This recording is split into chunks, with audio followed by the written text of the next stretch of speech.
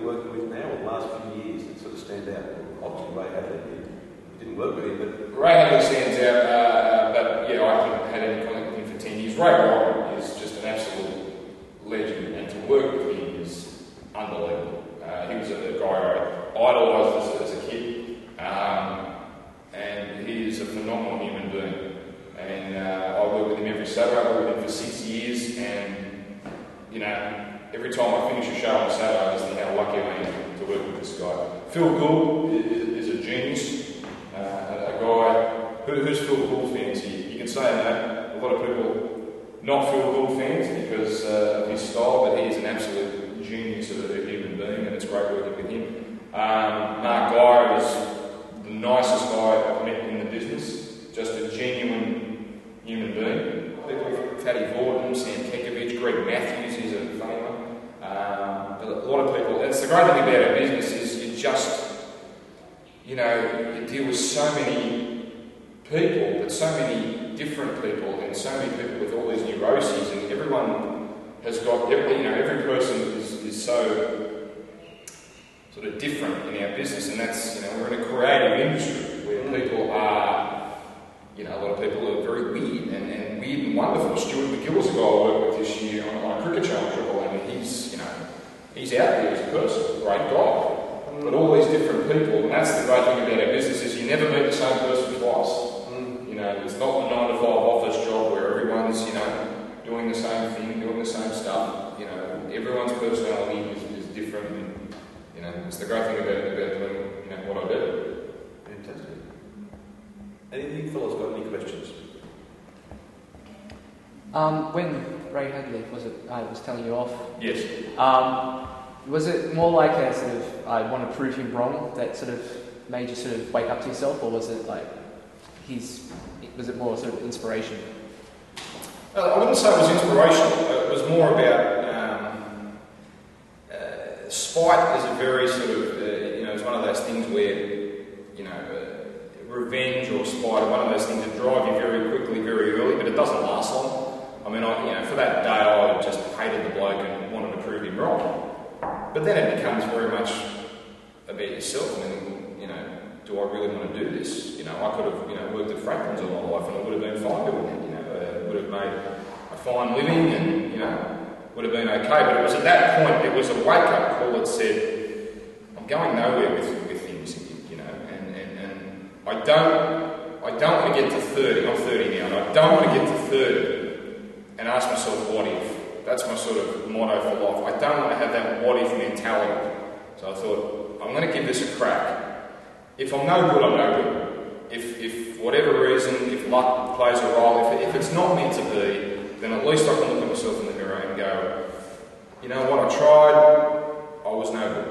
But I thought I've got to ask myself the question, am I good enough to do this? So that became the driving force. That was my motivation. There was, with radio commentary back 10, 15 years ago, it's very different to today because 10, 15 years ago, most of the games were played on either a Saturday night or a Sunday afternoon. And there was this thing called an Around the Grounds reporter, which still exists today, but nothing like it was 10, 15 years ago. There'd be 3 different games on a Sunday afternoon. So I thought my entry into the business would be as an Around the Grounds reporter. It seemed like there's no simple path. And I made a comment that the Around the Grounds guys didn't seem particularly confident or knowledgeable. And it was absolutely arrogant, and it was a terrible thing to say.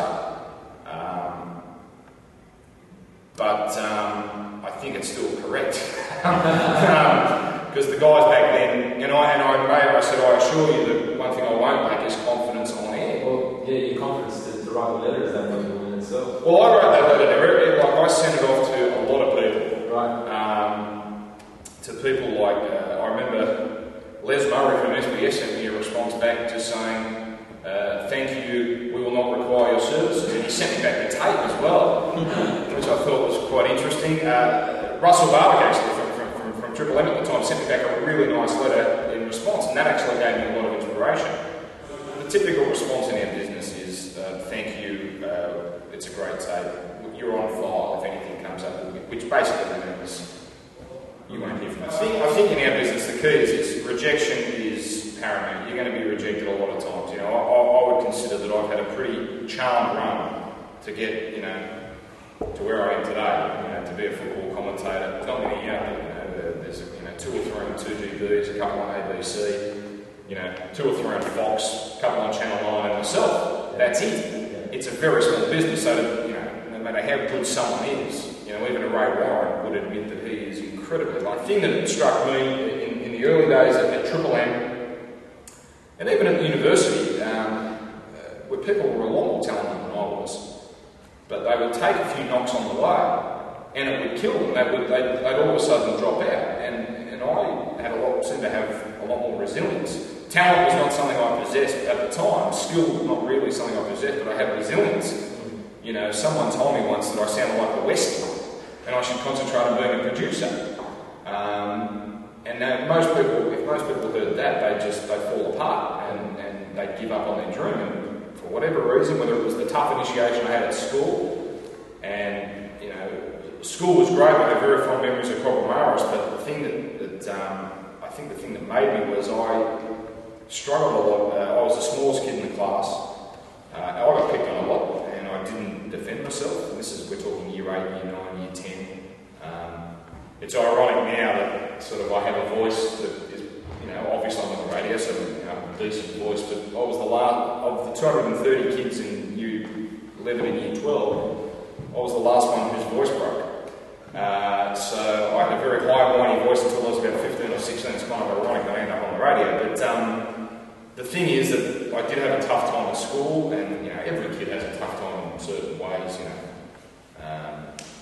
I don't know any student that had that could look back at school and didn't have a tough time, whether it was, you know, in terms of the academic side of things, being picked on, and it did teach me that rejection is part of life. And you know, my experience here was wonderful, and I think no matter what school I went to, I would have had the same issues. It was a great experience. There were tough times. I was a rat bag to teachers, so I can't. We had a reunion.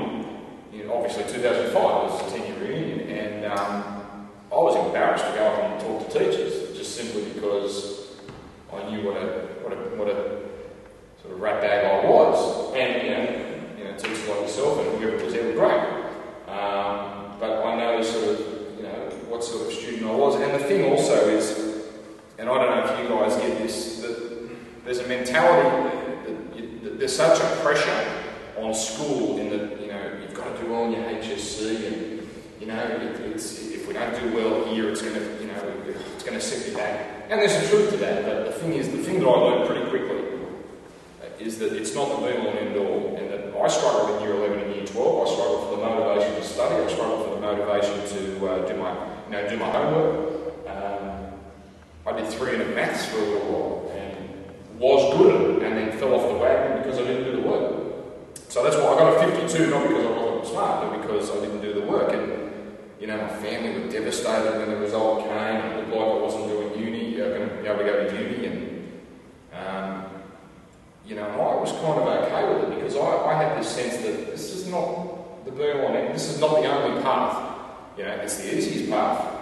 If you do well, in your HSC, if you do well in school, it makes things a lot easier down the track. But if it doesn't work out, there are other avenues, and it turned out that way. I was lucky that I got into a uni course. Had I not got there, I don't think it would have made a look of difference as to where I am today. I think I would have had that resilience to fight my way through, and I would have found another avenue to make it. And that's the thing. So you guys will feel pressures, and it's not the be-all and end-all. That's the key. If it doesn't work out in school, there was another way to do it. But it is the easiest path. And I wish I'd done better in school. I wish I'd applied myself. But I was a late bloomer in life, and I was the smallest kid in the class. And I think there were a lot of things I was going through year 11 and year 12 that possibly didn't allow me to be the student I could have been. So that's. Thank you. Thanks very much for coming. Oh, my pleasure.